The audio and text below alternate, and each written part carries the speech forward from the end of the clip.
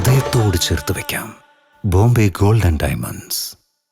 സ്വകാര്യ ബസ് സർവീസുകളെ സംബന്ധിച്ച് മലപ്പുറം ജില്ലയുടെ വിവിധ ഭാഗങ്ങളിൽ നിന്നും വ്യാപകമായ പരാതികൾ ലഭിച്ചതിനെ തുടർന്ന് മലപ്പുറം എൻഫോഴ്സ്മെന്റ് ആർടിയുടെ നേതൃത്വത്തിൽ ബോധവൽക്കരണ ലഘുലേഖകളും വിതരണം ചെയ്തു.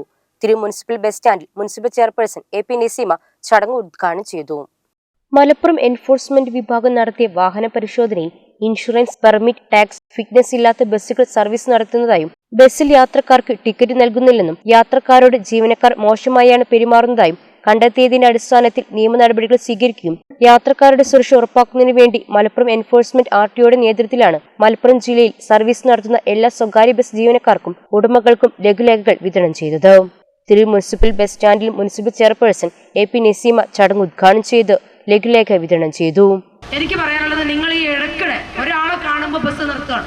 വളരെ സ്പീഡിൽ പോകുന്ന ബസ്സും ഒരാളെ കാണുമ്പോൾ എനിക്ക് ഓണേഴ്സിനോടാണ് പറയാനുള്ളത്, നിങ്ങൾ നിങ്ങളുടെ ഡ്രൈവർമാരെ ഒരു ജോലി ചെയ്യുകയാണ്. ഒരു പക്ഷേ അവർക്ക് നിങ്ങൾക്ക് വൈകുന്നേരം ആകുമ്പോൾ എത്ര ജോലി ചെയ്തു അതിൻ്റെ കണക്ക് തരേണ്ടി വരും, അതിൻ്റെ കാശ് തരേണ്ടി വരും. പക്ഷെ അതിനപ്പുറത്തേക്ക് ഈ ആളുകൾ അനുഭവിക്കുന്ന പ്രയാസങ്ങൾ, ഓരോ ആളുകളും ബസ് സ്റ്റോപ്പുകൾ നമ്മൾ അനുവദിക്കുന്നുണ്ട്. വളരെ ശക്തമായ നിയമങ്ങൾ RDOയോട് പറയാനുള്ള വളരെ ശക്തമായ നിർദ്ദേശങ്ങൾ ഇവർക്ക് കൊടുക്കണം. ഒരു കാരണവശാലും തോന്നിയിടത്ത് ഒരാളെ കാണുമ്പോൾ അവിടെ ചവിട്ടി അവിടുന്ന് ആളെ കയറ്റി പോകുന്ന ഒരു നിർദ്ദേശവുമായി ഒരിക്കലും RDO മുന്നോട്ട് പോകാൻ സമ്മതിക്കരുത് ഒരാളെയും. നിയമങ്ങൾ എല്ലാവർക്കും ഒരുപോലെ ബാധകമാണ്. അത് ബസ്സുകാർക്കായാലും സാധാരണക്കാർക്കായാലും വഴിയാത്രക്കാർക്കായാലും. Malappuram enforcement RTO PA Naseer അധ്യക്ഷത വഹിച്ചു. ടിക്കറ്റ് കൊടുക്കുന്ന സമ്പ്രദായങ്ങളേ ഇല്ല, വർഷങ്ങളായിട്ടില്ല. അതുപോലെ തന്നെ അവർ രാത്രികാലങ്ങളിൽ ഒരു ഉള്ളിലോട്ട് പോകുന്ന ബസ്സുകളെല്ലാം കർട്ടൈൽമെന്റ് നടത്തുന്നു. ഉടമയ്ക്കും തൊഴിലാളികൾക്ക് യാതൊരു ബന്ധമില്ലാത്തൊരവസ്ഥ. ഒരു വാഹന ഉടമയോട് പറയും അത് നിങ്ങൾ തന്നെ ഒന്ന് സംസാരിക്കുക. അത് ആ ഉത്തരവാദിത്തത്തിൽ നിന്ന് ഒരിക്കലും ഒരു ഉടമയ്ക്ക് ഒഴിഞ്ഞു പോകാൻ സാധിക്കില്ല.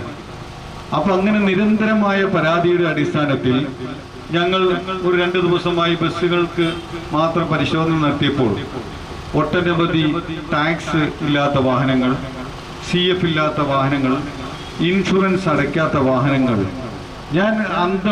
ഞങ്ങളൊക്കെ ഞെട്ടി തിരിച്ചുപോയി. കാരണം ഒരു ഇൻഷുറൻസ് ഇല്ലാത്തൊരു വാഹനം ഓടിക്കുമ്പോൾ, സഞ്ചരിക്കുമ്പോൾ ഒരു അപകടം എന്ന് പറയുന്നത് വന്നാൽ ആരതിന്റെ പരിരക്ഷ ഏറ്റെടുക്കും? നിരാലംബരായ വിദ്യാർത്ഥിനികൾ, അതുപോലെ കാർന്നവന്മാർ, അതുപോലെ കുട്ടികൾ, അതുപോലെ തന്നെ സാധാരണക്കാരായ ഏറ്റവും കൂടുതൽ ഉപയോഗിക്കുന്ന ഒരു പൊതു സർവീസാണ് ഈ ബസ് വ്യവസായം.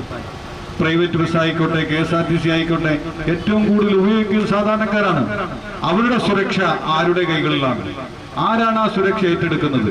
ചടങ്ങിൽ തിരു DYSP Biju, Tirur taluk bus operators organisation president Abdul Razak, secretary PK Moosa, Tirur taluk bus operators association president V Abdul Latheef, secretary P Sharafudheen, തൊഴിലാളി സംഘടനാ പ്രതിനിധികളായ ജാഫർ, റാഫി എന്നിവർ സംസാരിച്ചു.